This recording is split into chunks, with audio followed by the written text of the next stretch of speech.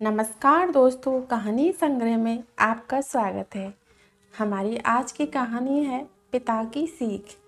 एक छोटे से गांव में एक चित्रकार था जो बहुत ही आकर्षक और सुंदर चित्र बनाता था। लेकिन वह आदमी अब कुछ बूढ़ा हो गया था। उस आदमी ने सोचा कि अब मैं अपने बेटे को मूर्तियां बनाना सिखा दूंगा, जिससे वह भी इस गांव में प्रसिद्ध हो जाएगा। जब आदमी ने अपने बेटे से इस बारे में बात की तो वह भी सहमत हो गया। अगले दिन बेटे ने मूर्तिकला का अभ्यास करना शुरू कर दिया। कुछ समय बाद बेटा अच्छी मूर्तियां बनाने लगा, क्योंकि उसके पिता उसके पास खड़े रहते थे और उसे समझाते रहते थे कि क्या गलत था। फिर धीरे धीरे बेटा अपने पिता की अच्छी तस्वीर बनाने लगा। साथ ही गांव के लोगों ने बेटे की मूर्ति को पिता की मूर्ति से बेहतर बोलना शुरू किया। बेटा यह सब सुनकर बहुत खुश हो गया। पिता अपने बेटे की इतनी तारीफ सुनकर बेटे से भी अधिक खुश हुए।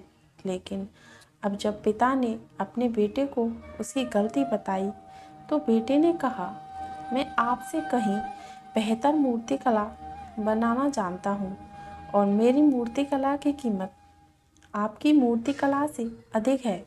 अब मुझे आपकी सलाह की कोई ज़रूरत नहीं। पिता ने बेटे की बात सुनकर चुप होकर वहाँ से चले गए।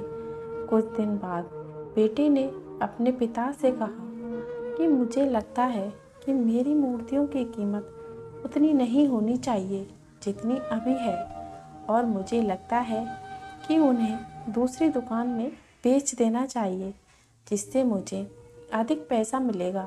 पिता ने कहा कि आप अपनी खुद की दुकान खोलें।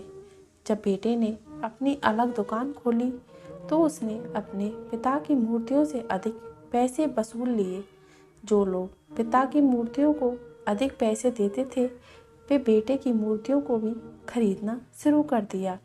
बेटा खुश था कि मैं अपने पिता से भी बेहतर मूर्तिकार बन गया।